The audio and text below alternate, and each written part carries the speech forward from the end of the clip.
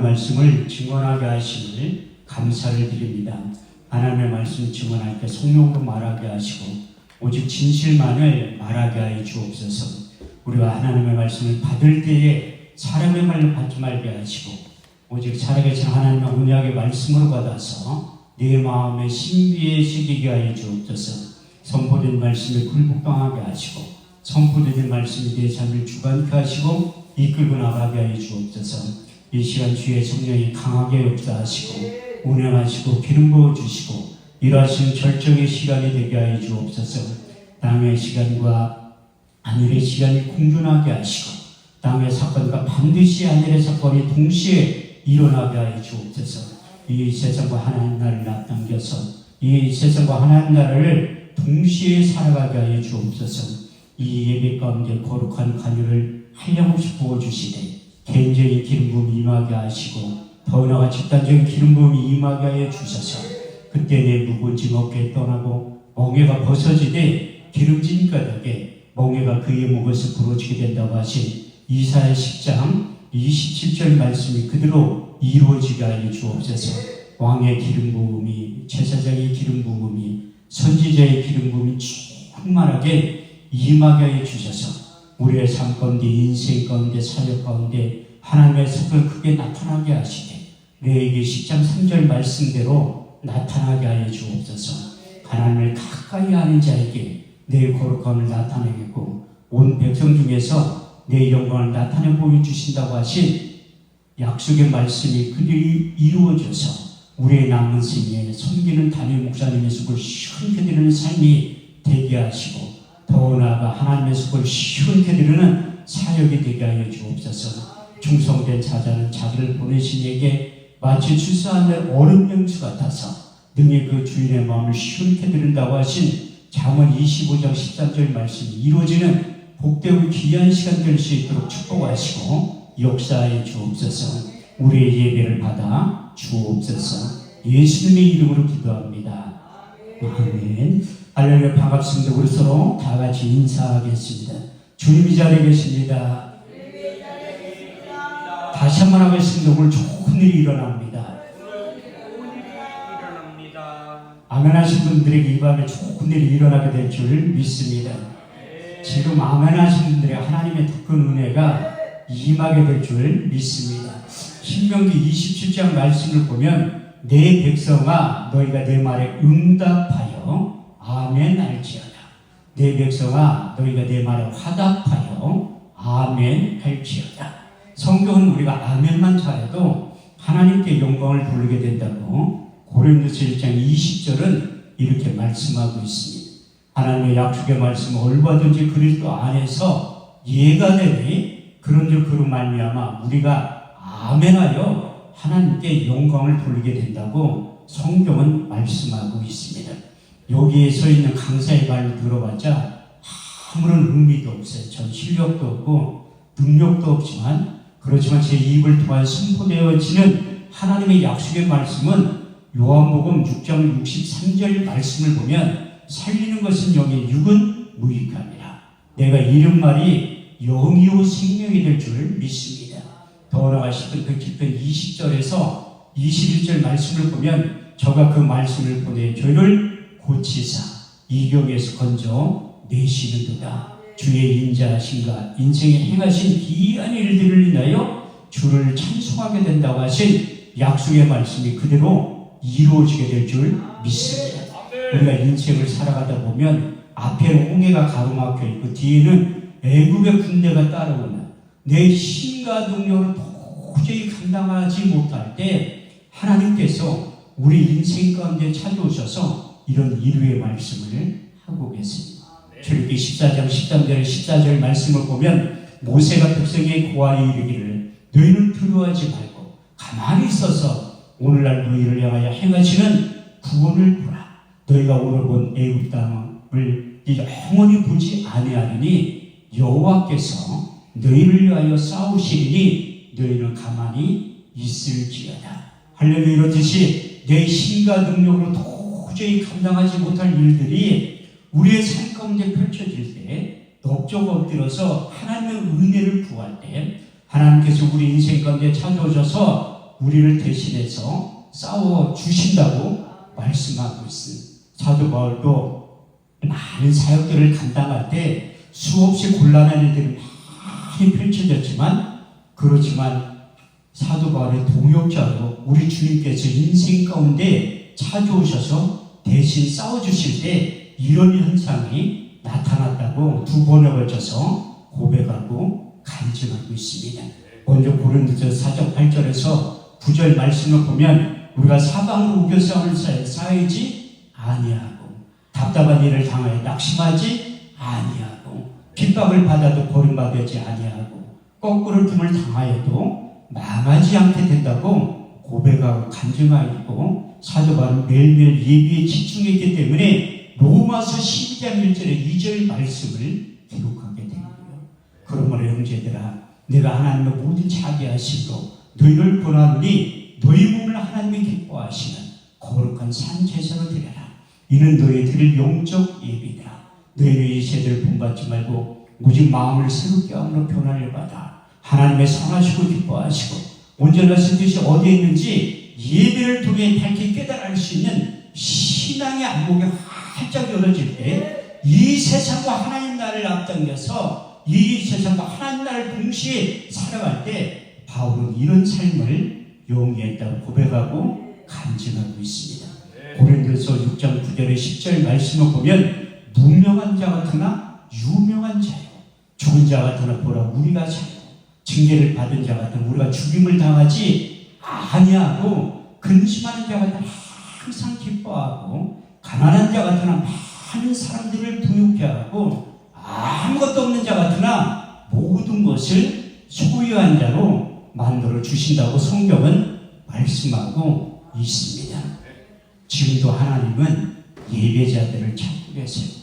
우리 주님께서 사마리아 여인에 찾아가서 예배의 민주화를 시킨 다음에 이런 유명한 말씀을 하셨는데, 여러분들이 잘 알고 있는 요한복음 4장 23절에서 24절 말씀을 보면 하나님께 참으로 예비하는 자들은 신령과 진정으로 예비할 때가 오나니 지금이 곧 그때라. 아버지께서는 자기에게 예비하는 자들을 찾으시니라.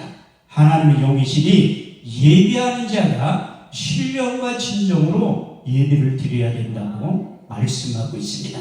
그 예배라는 단어가 처음에 어디에 등장하냐면 창세기 22장 5절에서 6절 말씀을 보면 내가 아이와 저기 가서 예배하고 너에게 돌아오르니 이에 아브라함이 번제나무를 가져다가 그 아이 이삭에게 지우고 자기는 손에 칼과 불을 가지고 동행했다고 말씀하고 있습니다. 다시 말해서 하나님께서 아브라함을 부르시고 독자 이삭을 번제물로 드리라고 할 때 그 약속의 말씀에 믿음으로 복종하고 순종하는 것이 샤 예배라고 성경은 말씀하고 있습니다. 그 예배의 뜻 히브리 원문에 보면 두 가지의 뜻을 내포하고 있는데, 첫 번째는 무릎 꿇고 복종하다, 두 번째는 무릎 꿇고 경배하다는 뜻을 내포하고 있습니다. 하나님의 약속의 말씀에 믿음으로 복종하여 그 독자 이삭을 번제물로 드리려는 그 아브라함의 믿음과 그 아비의 말씀에 믿음으로 묵묵히 따라가는 이삭이, 그 기막힌 풍경이 성경은 예배의 샤라고 말씀하고 있습니다. 그러므로 성경이 말하는 진정한 예배는 철저한 자기 부인과 순종을 담보로 하고 있습니다.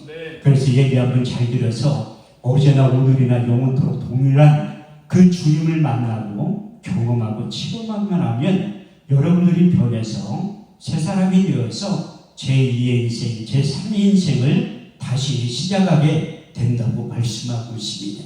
그것은 제가 말씀드리는 게 아니라 성경에 그렇게 기록되어 있습니다. 저렇게 20장 24절 말씀을 보면 내게 도단을 쌓고 그의 너희 영과 너희 수로 너희 번제와 화목제를 드려라.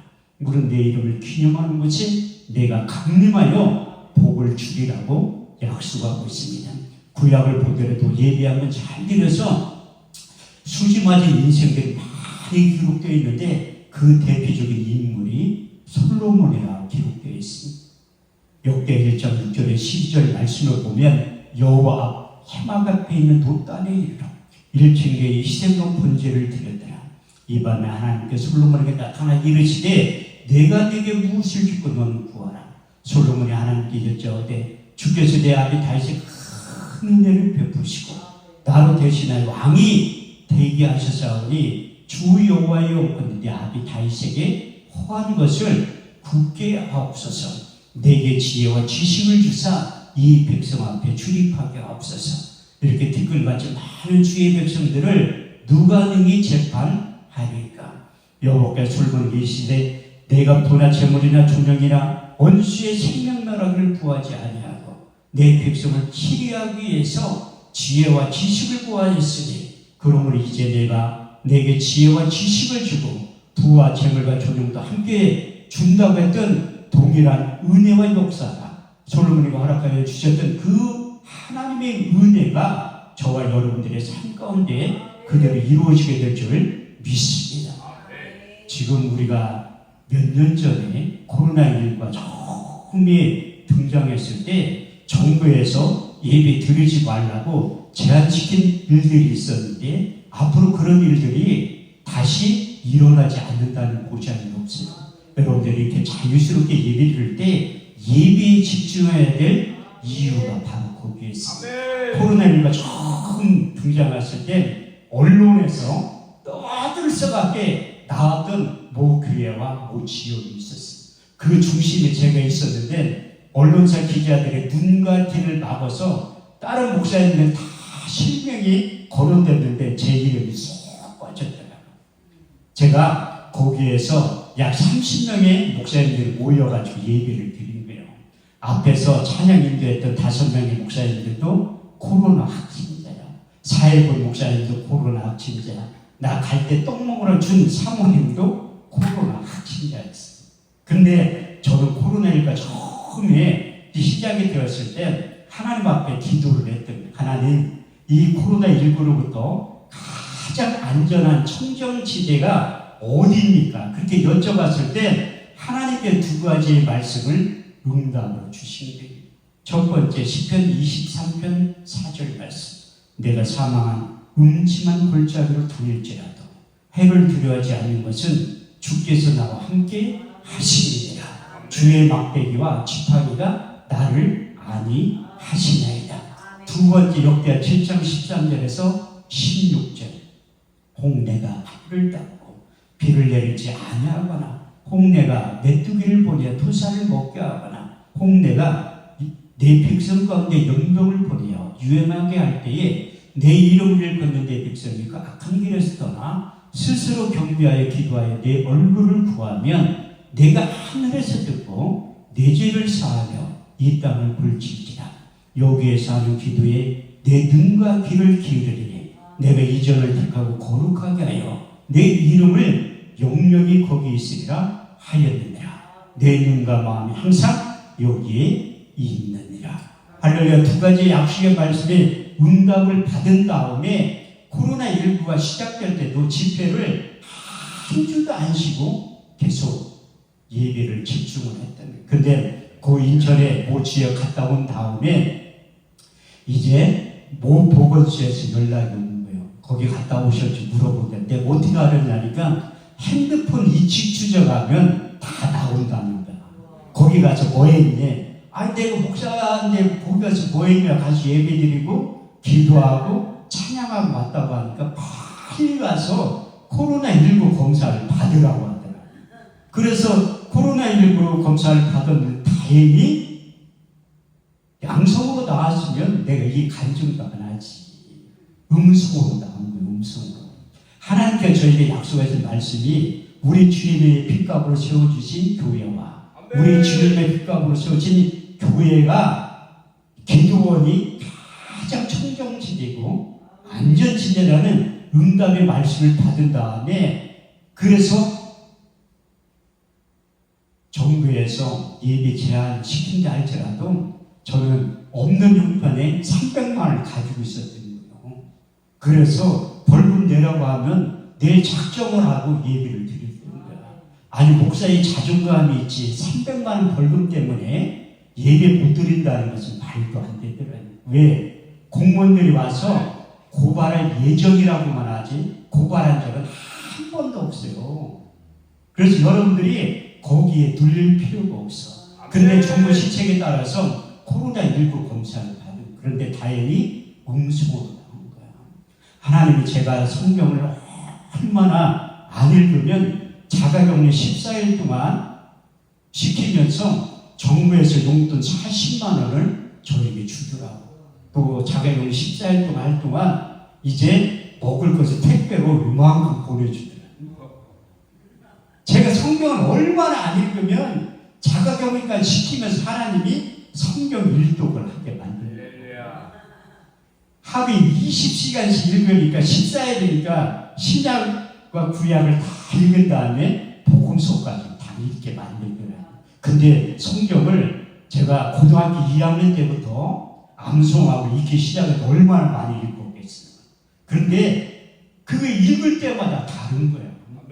이사 34장 16절 말씀을 보면 성경을 자세히 읽어보라.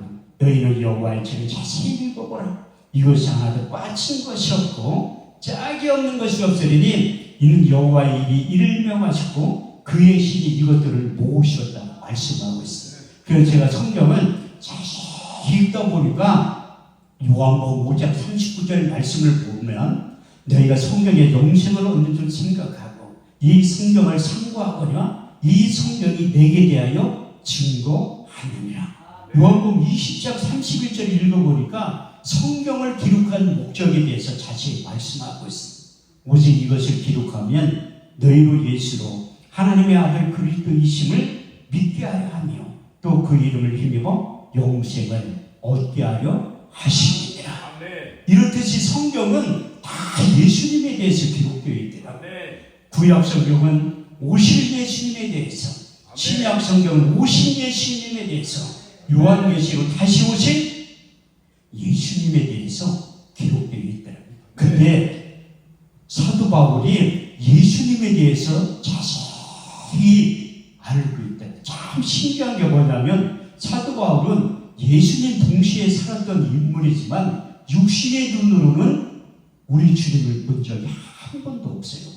예수님의 제자들은 육신의 눈으로 우리 주님을 봤지만 바울이 예수님이 만난 체험은 저와 여러분들이 예수님이 만난 체험하고 똑같은 거예요.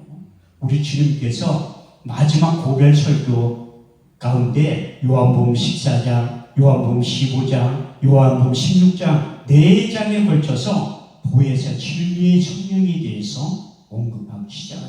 두 번째, 세 번째 말씀을 보면 요한복음 14장 26절 말씀에 보혜사 곧 아버지께로부터 너에게 보내실 성령 그가 너희가 모든 것을 가르치시고 내가 말한 모든 것을 생각나게 하실 것이라. 요한복음 15장 26절 말씀을 보면 내가 아버지께로부터 너에게 보낼 보혜사 곧 아버지께로부터 나오시는 진리의 성령이 오실 때에 그가 나를 증거하실 것이요. 우리 주님께서 마지막 고별 설교 내용 가운데 보혜사 진리의 성령이 오시면 내가 한 말이 생각나게 할 것이고 나에 대해서 자세히 가르쳐 주시고 약속하신 그 언약의 말씀이 바울에게도 임했고 저에게도 임했고 이제 한 주간 성회를 통해서 여러분들에게도 임하게 될 줄 믿습니다. 그래서 사도 바울이 담메색 도상에서 빛으로 영으로 오신 그 주님을 만난 다음에 그가 변하여 새 사람이 되었다고 말씀하고 있습니다. 그 새 사람이라는 단어가 성경에 딱 4번 나와요. 구약에 딱 한 번 나와요. 사무엘상 10장 6절 말씀을 보면 내게는 여호와의 영이 크게 임하리니 너도 그들과 함께 예언을 하고 변하여 새 사람이 되리라. 구약 시대에는 모세를 통해 만들었던 거룩한 관유가 이로부터 능력이 임할 때 변하여 새 사람이 된다고 말씀하고 있습니다. 저렇게 30장 22절에서 29절 말씀을 보면 하나님께서 모세를 통해 거룩한 관유를 만드는 방법을 자세하게 가르쳐주고 있습니다. 여호와께서 모세에게 일러 가라사대 너는 상등 향품을 취하되 액체물량 500세겔과 그 반수의 한 개는 250세겔과 계피 500세겔을 송채의 세겔대로 하여 감람기로 판인을 취하여 그것으로 거룩한 관유를 만들 때 향을 제조하는 법대 향기를 만들지니 그것이 거룩한 관유가 될지라. 너는 그것을 해막과 증거배에 바르며 상과 그 모든 기구며 등대와 그 모든 기구며 번자된 물두멍에 발라 그것들로 거룩한 지성물로 구별하라. 물은 이것에 접촉하는 것마다 거룩하게 구별되리라. 그래서 모세를 통해 만들었던 거룩한 관유가 기구에 발랐을 때 거룩한 지성을 구분이 되고 사람 몸에 부었을 때 이로부터 왕의 능력, 제사장의 능력, 선지자의 능력이 임하게 된다고 말씀하고 있습니다. 저에게 30장 30절 말씀을 보면 너는 아론과 그의 아들들에게 기름을 발라 그들로 거룩하게 하고 제사장의 직분을 행하게 된다고 말씀하셨고 열왕기하 9장 3절 말씀을 보면 기름병을 가지고 와서 그 머리에 부으며 이르기를 여호와의 말씀에 이스라엘 왕이 된다고 말씀하셨고 마지막 세 번째 열왕기상 19장 16절 말씀을 보면 엘리사에게 기름을 부어 너로 대신하여 선지자의 직분을 행하게 된다고 말씀하고 있습니다. 구약시대를 거룩한 관유를 사람의 몸에 부었을 때 이로부터 성령과 능력의 기름 부음이 임할 때 변화하여 새 사람이 된다고 말씀하고 있습니다. 그렇지만 신약으로 넘어와서 사도 바울이 새 사람이라는 단어를 3번에 걸쳐서 기록하고 있는데 그래서 우리 주님을 인격적으로 만난 다음에 그 유명한 고린도서 5장 17절 말씀을 기록하게 된 거예요. 그런 점 누구든지 그리스도 안에 있으면 새로운 피조물이라 이전 것이 지나갔으니 보라 새 것이 되었도다. 누구든지 그리스도를 만나고 그 안에 있으면 변하여 새 사람이 된다고 말씀하고 있습니다. 근데 여기도 연세 드신 분들이 몇 분 계시는데 아니 내가 이렇게 나이가 먹었는데 무슨 변화여 새 사람이 된다. 그래서 제가 서기에 말씀드린 성경은 반드시 짝이 있는 거예요. 그런 분들 때문에 고린도서 4장 16절 말씀을 기록해 놓은 거예요.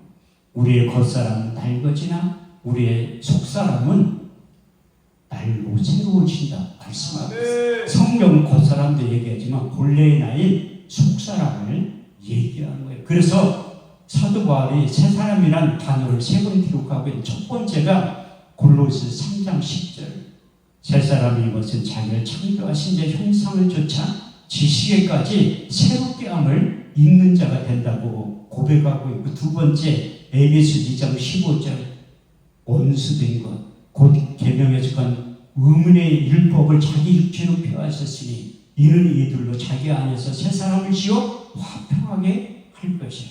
마지막 세 번째 에베소 4장 21절에서 24절 말씀을 보면 진리가 예수 안에 있는 것 같이 과연 그에게서 듣고 그에게 가르침을 받았을진데 너희는 유혹의 욕심을 따라 썩어져가는 구속을 쫓는 옛사람을 벗어버리고 의와 진리와 거룩함으로 지으심을 입은 새 사람을 입으라고 말씀하고 있습니다. 바울이 스스로 노력해서 새 사람이 되려고 몸부림치고 발부림쳤지만 안 된다는 거예요. 그래서 새 사람을 입을 때 가능하게 된다고 고백한 다음에 그래서 그가 변하여 새 사람이 되었다고 고백하고 있습니다. 제가 왜 새 사람이라는 단어에 대해서 관심이 상당히 많냐면 저도 변하여 새 사람이 되었기 때문에 그래요. 더 관심이 있는 게 뭐냐면 제가 새 사람 교회 목사이기 때문에 관심이 많은 이유가 바로 거기에 있습니다. 그래서 제가 한 주간 성경을 통해서 내가 만난 하나님, 나를 하나님의 자녀 가운데 부르신 주님의 제자가 된 그 가정에 대해서 내가 소개를 하려고 이 자리에 쓴 거예요. 그래서 사도 바울도 이제 인격적으로 주님을 만난 다음에 소명과 사명을 발견해서 로마서 1장 1절에 4절 말씀을 기록한 거예요. 그리스도의 종 바울은 사도로 부르심을 받아 하나님의 복음을 위하여 택정함을 입었나니 이 복음은 하나님이 그의 아들에 관하여 선지자들로 말미암아 성경의 길이 약속하신 것이라. 이 아들로 말하면 육신을 쓰는 다윗의 혈통으로 나셨고 성결의 영으로는 죽은 자 가운데서 부활하여 하나님의 아들로 인정되신 바 되셨으니 곧 우리 주 예수 그리스도라고 말씀하고 있어요. 사도 요한도 요한일서 1장 1절의 2절 말씀을 통해서 우리 주님을 만나는 그 3단계에 대해서 이렇게 말씀하고 있습니다. 대체 생명의 말씀에 관하여 하는 우리가 귀로 들은 바요, 눈으로 본 바, 주목하고 손으로 만진 바, 우리가 이 영원한 생명을 보았고 증거하여 너에게 전하오니 아버지와 함께 계시다가 나타나신 바 같은 그분이 예수님이라고 말씀하고 있습니다. 우리 주님께서도 이제 부활하셔서 이 땅에 40일 동안 계시면서 육신의 몸과 부활의 몸을 동시에 입고 계시면서 많은 말씀을 하셨는데, 그 중에 누가복음 24장 44절 말씀을 보면 또 이르시되 내가 너에게 말한 바 곧 모세의 율법과 선지자의 글과 시편에 나에 대해서 기록된 일들이 이루어져야 한 말이 이것이라 하시고, 그리고 우리 주님께서도 모세의 글과 선지자의 글과 시편에 나에 대해서 다 기록이 되었다고 말씀하고 있습니다. 그래서 구약 성경을 보면 말씀이 육신에 오신 예수님에 대해서 약 300번에 걸쳐서 예언의 말씀이 기록되어 있습니다. 그 대표적인 인물이 이사야 선지자의 입술을 통해서 3번에 걸쳐서 기록되어 있는 첫 번째 이사야 7장 14절, 주께서 친히 증거로 너에게 주실 것이요 보라 천일백 달 아들을 낳을 것이요 그 이름을 임마누엘이라 하리라 하셨느니라. 두 번째 예수의 오심과 존재에 대해서 이사 9장 6절 말씀을 보면 한 아이가 우리에게서 낳고 한 아들을 우리에게 주신 바 되었는데 그 어깨는 청사를 메었고 그 이름은 기회자라 우사라 청명하신 하나님이라 영존하신 아버지라 평강의 왕이라 할 것이니라. 마지막 세 번째 그 예수가 인류의 대속물로 나타나서 십자가의 죽으심과 그 과정과 이유에 대해서 이사야 53장 1절에서 6절은 이렇게 말씀하고 있습니다. 우리의 전하는 것을 누가 믿었느냐?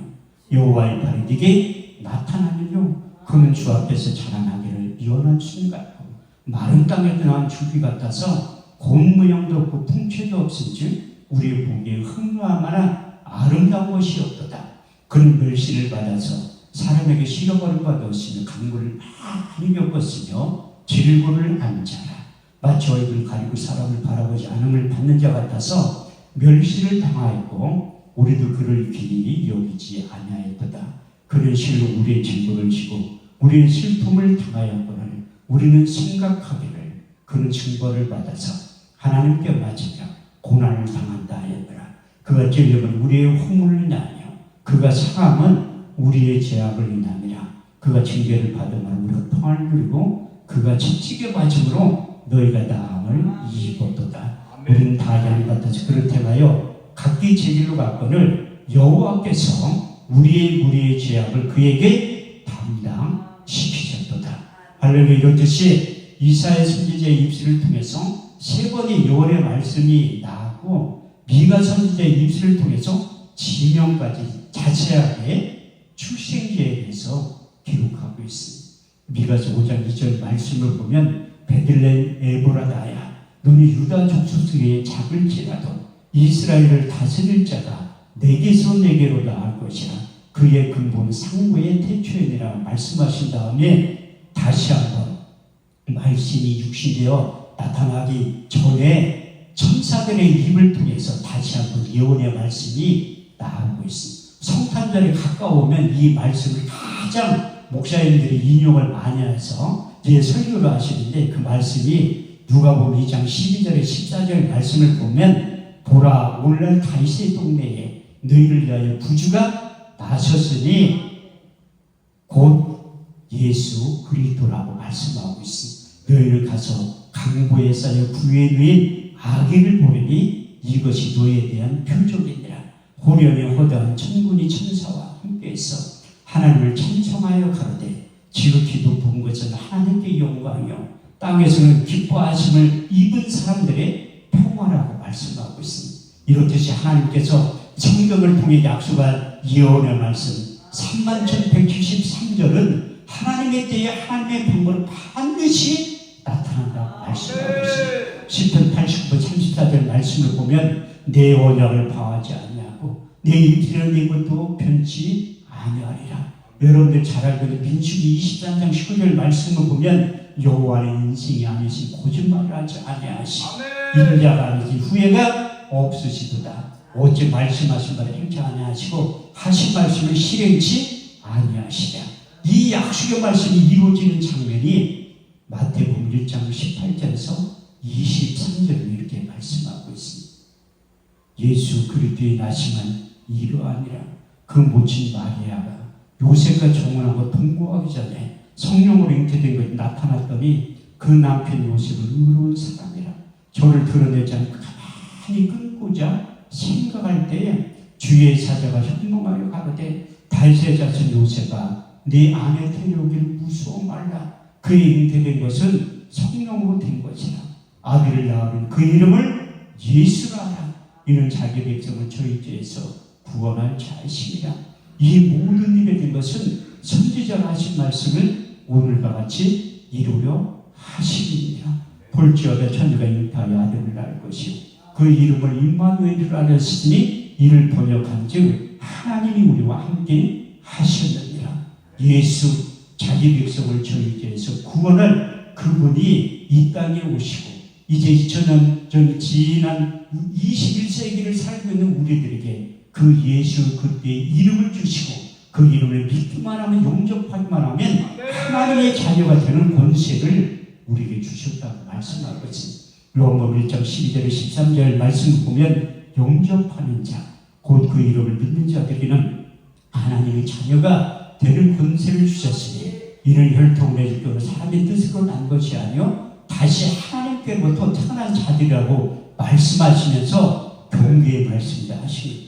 사도행전 4장 12절 말씀을 보면 다른 이승 구원을 얻을 수 없나니 천하 인간의 구원을 얻을 만한 이름을 우리에게 주신 일이 없다고 경계의 말씀을 하고 있습니다. 그래서 사도 바울은 예수 그리스도의 이름의 비밀을 대해서 정확히 알고 있기 때문에 풀어서 그 이름의 비밀에 대해서 설명하고 있습니다. 첫 번째 골로새서 2장 2절에 3절 말씀을 보면 하나님의 비밀인 예수 그리스도 그 안에 지혜와 지식과 총명과 모든 감추어진 보화가 담겨져 있다고 말씀하셨고 빌립보서 2장 8절에 9절 말씀을 보면 하나님의 모든 이름 위에 뛰어난 이름을 주사 하늘에 있는 자들과 땅에 있는 자들과 땅 아래에 있는 자들로 모든 무릎을 예수의 이름에 꿇게 하시고 모든 입을 예수를 주로 시인하여 하나님 아버지께 영광을 돌리게 하셨느니라. 그래서 사도 바울도 그 예수의 이름의 비밀을 증거하면서 입으로 시인하고 고백하게 만든 거예요. 로마서 10장 9절에 10절 말씀을 보면 내가 만일 내 입으로 예수를 주로 시인하며 하나님께서 죽은 자 가운데 살리신 것을 내 마음에 믿으면 구원을 얻으리니 사람의 마음으로 믿어 의에 이르고 입으로 시인하여 구원에 이르게 될 것이다.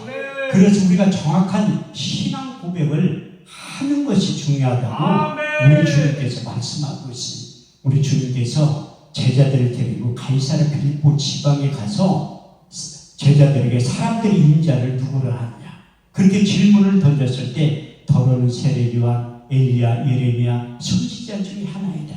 그러면 너희는 나를 누구라 하느냐.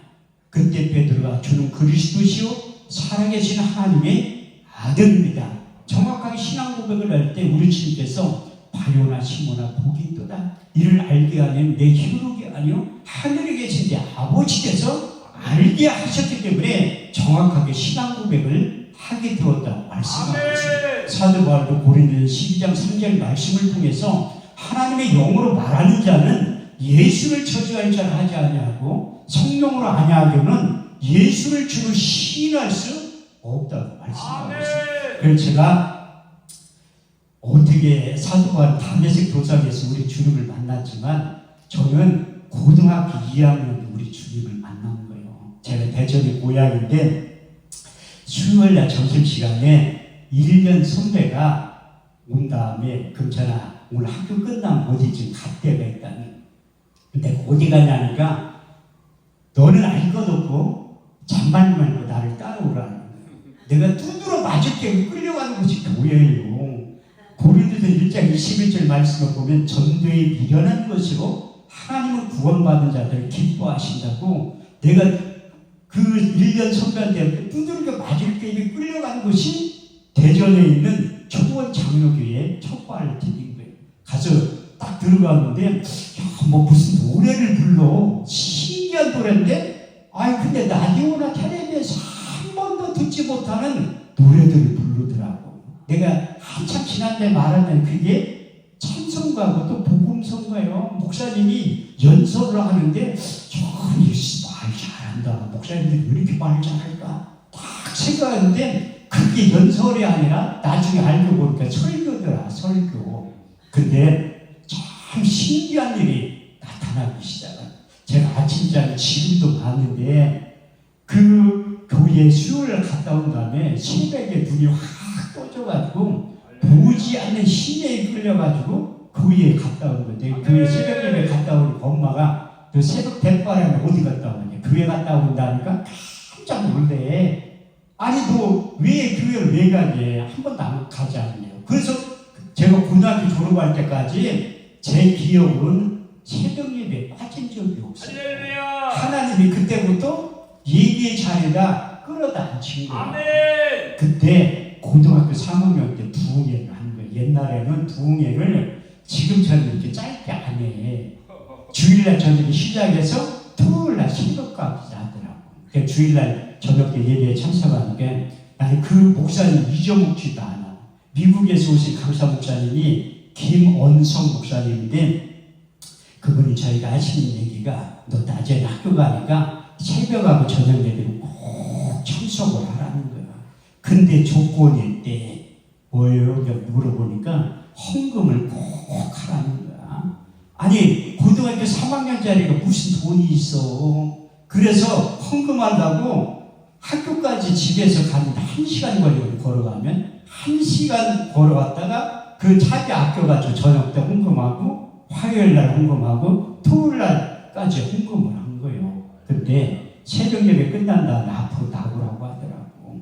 그래서 안수기도를 해주면서 너는 앞으로 목사가 될 것이고 훌륭한 부흥사가 될 것이라 그런 축복기도를 해주더라고요. 난 하나도 안 믿었지. 담임 목사님하고 짜고 내가 서울로 대학교 갈 때비 나를 주저앉히려고 저런 얘기를 하는구나.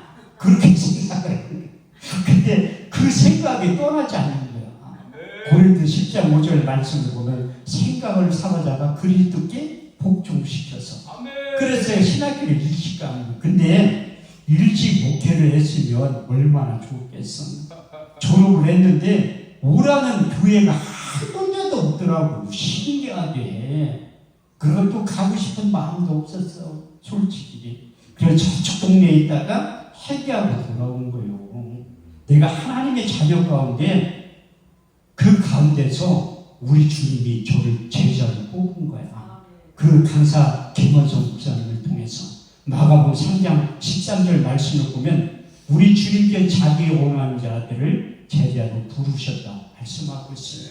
그런데 내가 회개하고 돌아와서 목회를 하긴 해야 되는데 예수님을 만난 적이 없잖아.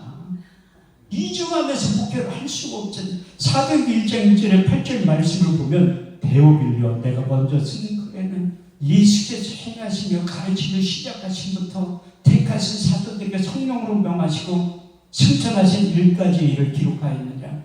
해 받으신 후에 친히 사심을 나타내사 40일 동안 저에게 보이시며 하나님 나라에 대해서 말씀하셨느니라. 사도와 같이 모이사 저에게 분부하여 가라사대 예루살렘을 떠나지 말고 너희들은 아버지의 약속하신 것을 기다려라. 요한은 물로 세례를 베풀었으나 너희는 몇 날에 못되어 성령으로 세례를 받게 될 것이다. 저희가 모였을 때 예수께 여자가 가로되 주께서 이스라엘 나라를 회복하시니 이때니까 아니 주께서 가라사대 때와 기한은 아버지의 자기의 권한에 두었으니 너희 알 바 아니요 오직 성령이 너희에게 임하시면 너희가 권능을 받고 예루살렘과 온 유대와 사마리아 땅끝까지 이르러 내 증인이 될 것이다. 아니 나는 예수님을 만난 적이 없잖아요. 그 이중하면서 목회를 못할 것 같아서 성서 현장 연수를 갔다 온 거예요. 남들은 그냥 성지 순례라고 하는데 저는 고급단을 써가지고 성서 속에 현장 연수를 갔다 온 거예요. 딸내미 초등학교 다닐 때 딸내미를 데리고 갔다 온 거야. 비아돌로로사 고난의 길, 십자가의 길을 출발하기 전에 빌라도 법정했던 자리에서 가이드 전도사님이 기도하고 싶은 사람 있으면 한번 손들어 보라고 하더라고요. 내가 손을 쩍 드니까 우리 딸내미가 내 옆구리를 탁 치면서 아빠 창피하게 왜 목사님들이 많은데 아빠가 굳이 왜 기도를 한다고 해. 목사님들이 많은데. 근데 나는 꼭 하고 싶더라고. 예수님을 만나러 그 예루살렘 이스라엘까지 갔는데 못 만났으니까 어떻게 기도 한 번이라도 잘해가지고 만나야지.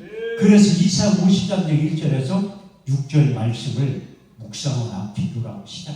우리의 전한 것을 누가 믿었느냐. 아까 전에 여기 할 때 우는 분 한 분도 없잖아. 거기 약 40명의 목사님들이 있었는데 다 울음바다가 된 거예요. 환경이 그만큼 중요한 거야. 이사 53장 1절에서 6절 말씀을 제가 묵상할 때 우는 분 한 분도 없잖아. 왜 안 우냐? 성경에 그렇게 쓰여 있어. 우리 주님께서 요즘 세대를 어떻게 비유할고 너희가 피를 불어도 춤추지 아니하고 애곡을 하여도 울지 아니하는 세대라는 거야. 그래서 하나님이 저도 눈물이 없던 사람인데 제가 인생에 태어나서 가장 많이 울었던 적이 있어요. 그 자리가 어디냐면 제가 21년 전에 회개하러 왔던 이 하늘산 기도원이야. 제가 목회를 안 하니까 내 주변에 있는 사람들을 다 망하게 제가 결정적으로 하나님 앞에 두 손 두 발 다 들었던 이유가 무엇인가 하면 제가 딸이 하나 있거든요. 전 신령한 목사가 아닌데 그때 하나님의 음성을 들은 거야. 너 목회할래? 내 딸 데려갈까? 너 목회할래? 내 딸 데려갈까? 너 목회할래? 내 딸 데려갈까? 나는 그때부터 하나님이 삼세판을 좋아한다는 걸 깨달은 거야. 집에 딱 들어가니까 집사님이 당신 이제 회개할 때가 됐다는 거야. 무슨 회개냐니까 자기가 하나님의 음성을 들었다는 거야. 나도 들었잖아. 그래서 뭔 소리를 들었냐니까 당신이 회개하지 않고 목회하지 않으면 하늘이 데려간다 음성을 들었다. 그때 언제냐니까 내가 들었던 시간하고 똑같은 거야. 그래서 회개를 하려고 하늘산 기도원에 찾아오는 거예요. 그때 되는 일이 하나도 없으니까 위에 계신 주님을 의지해야 되는데 밑에 있는 술주자 주님을 의지하는 거야. 한 달에 32일도 먹은 적이 있어요. 술도 3박자가 맞아야지 먹는 거야. 조용히 목사님 얘기하는 3박자의 축복 곧다 될 게 아니지만 술도 3박자가 맞아야지 먹는. 첫 번째 돈이 있어야 돼.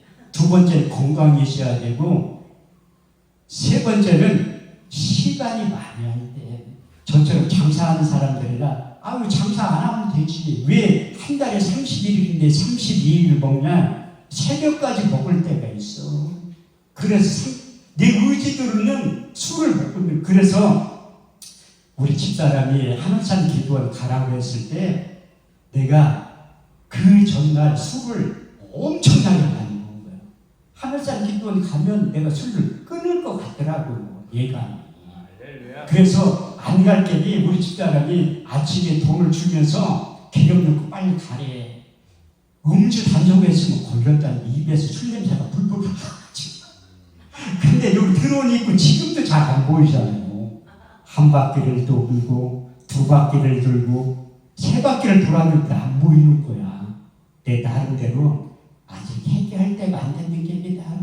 한 바퀴만 더 돌고 안 보이면 집에 가야지 했는데 네 바퀴 돌 때 보이는 거야. 딱 오니까 예배 안 드렸던 내가 10년이 예배를 안 드린 거예요. 저도 신학교 다닐 때 거의 철학을 했던 사람인데 예배에 집중하지 않으니까 새벽 예배 참석 안 해. 수요일날 저녁 참석 안 해. 금요 철학 참석 안 해. 주일날 저녁에 안 가. 주일 성수도 안 해. 심지어 교회 가고 있는 집사람을 딸내미를 핍박해. 교회 가지 말라고. 그래서 예배의 중요성이 바로 거기에 있는 거예요. 여기 왔는데 예배에 참석해야 되는데 참석할 마음이 하나도 안 들어요. 그래서 아침도 안 먹고 점심도 안 먹어가지고 청평에 가가지고 점심을 먹고 들어온 거야. 그 2시 예배 때 여기 여기서 하다니 찬양 소리가 들리더라고. 그럼 들어야지 여기까지 왔는데 들어올 만 하나도 없어. 근데 이제 오후 예배 참석 안 하고 아깝다 한 거야.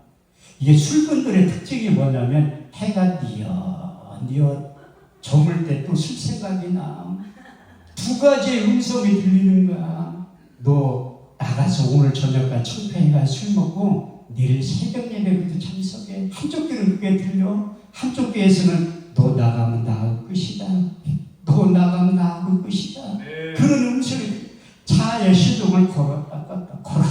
저녁 예배 참석을 안 한 거야. 여기서 확 갔다가만 했지. 근데 이렇게 있으면 안 될 것 같더라고.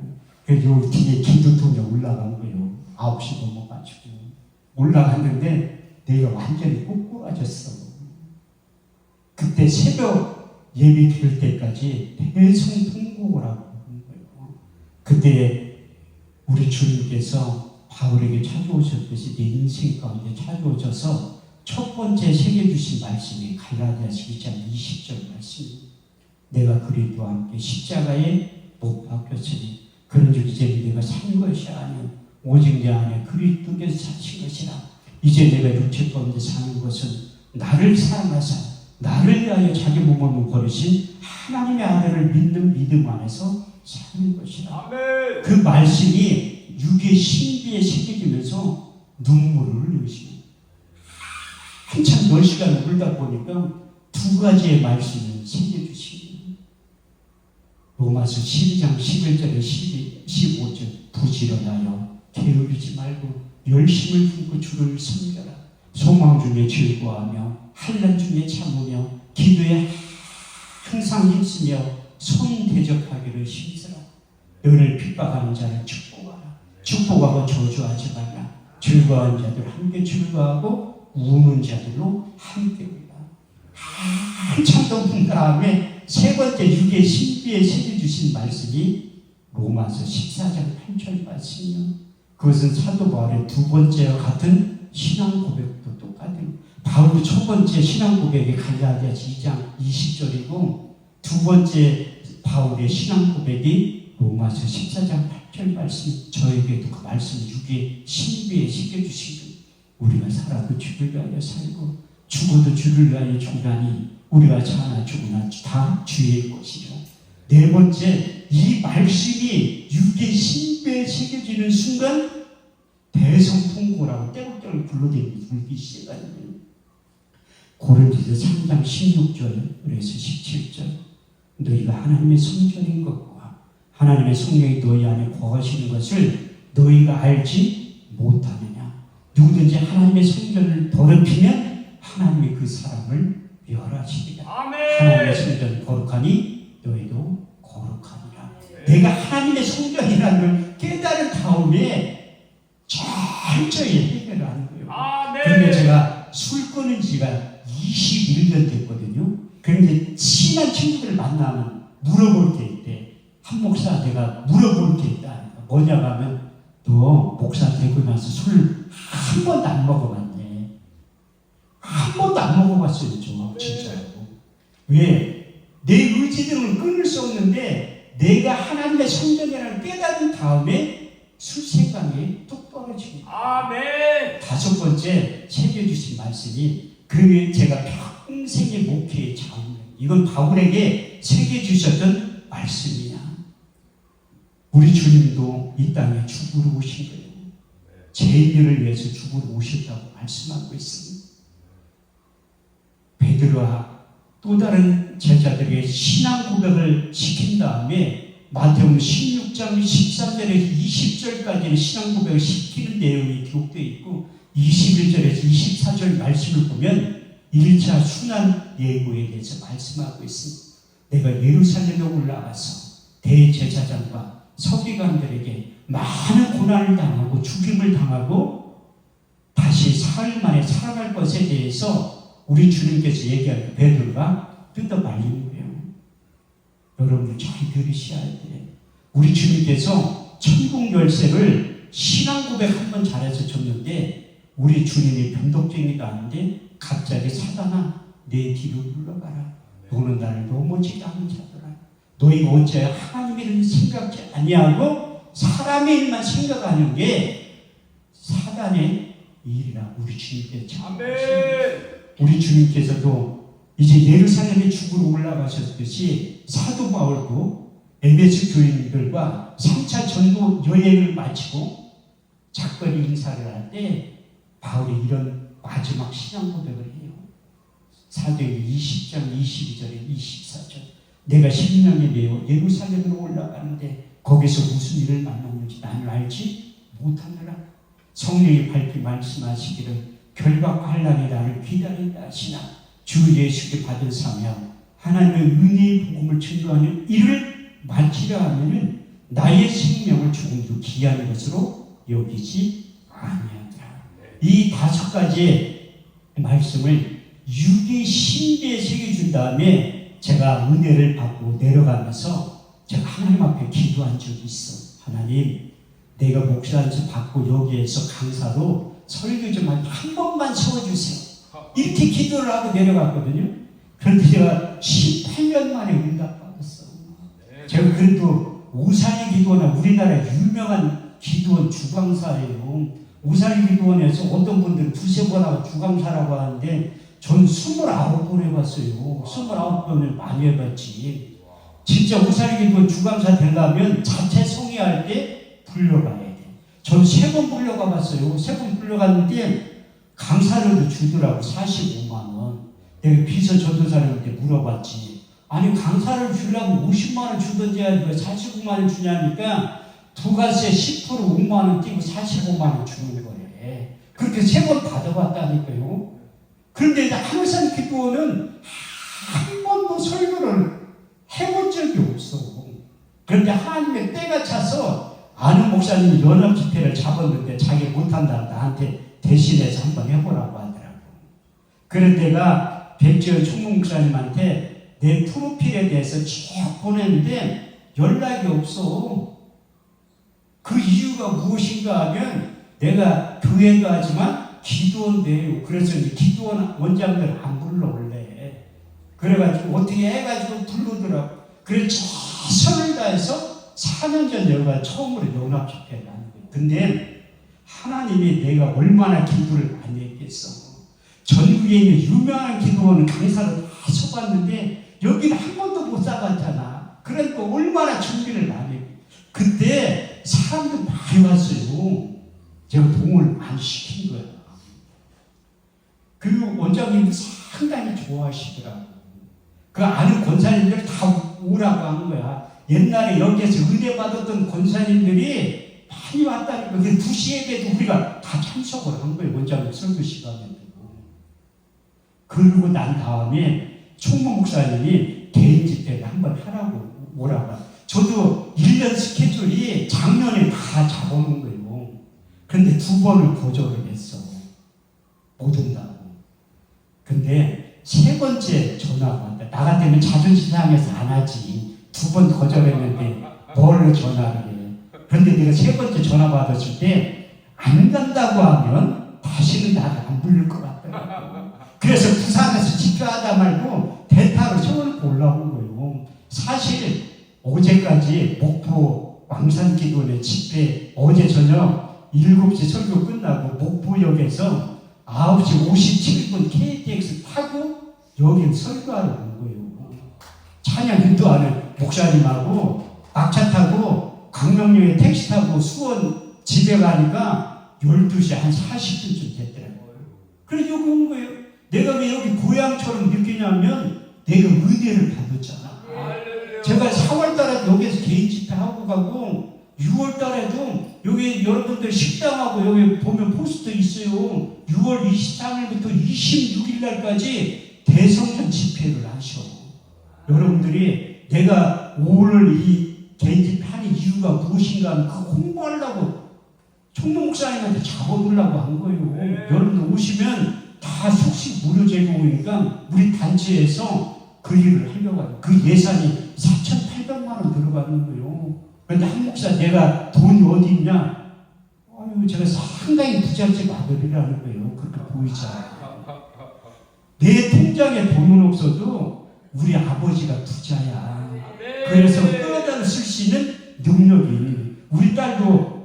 우리 딸내미 서울에 사는데 가끔가다 전화가 와. 다정하게. 아쉬울 때만 전화를 해. 돈 필요할 때만. 아빠 이렇게 사랑스럽게 전화를 하면 뭔가 추상에 돈이 필요하구나. 나한테 돈 맡겨놓은 거 찾아가듯이 얘기한다니까. 33살 먹었는데도 그래. 저도 마찬가지. 하나님과 나의 관계가 여러분들이 하나님을 아저씨가 부르면 돈 안 준다는 거예요. 우리 옆집 사는 아가씨가 아무리 이뻐도 아저씨 돈 주세요 그러면 안 주시지. 나하고 상관없으니까. 나는 하나님을 아저씨라고 안 불러요. 아버지라고 부르지. 하나님의 돈이 얼마나 많은지 성경에도 써있어. 학교에서 2장 8절 말씀에 나 여호와가 말하노라. 은도 내 것이요 금도 내 것이다.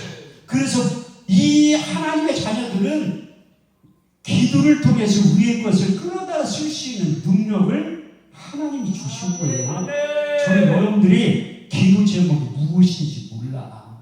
오늘 왜 본문 말씀 읽고 한마디도 사도행전 2장 1절에 4절 말씀 설교 안 하냐면 내일 아침에 하려고 해요. 새벽에. 아니 재미있을 때 궁금할 때 딱 끊어야지. 내가 볼 때 한 2명을 집에 갈 사람들이 있어. 그래가지고 연속극도 재미있을 때 끝내는 거라는 거예요. 그렇지만 하나님은 여러분들의 기도 제목을 다 하셔. 근데 제가 고등학교 2학년 때 마태복음 6장 8절을 읽다가 깜짝 놀란 구절이 쓰여져 있더래요.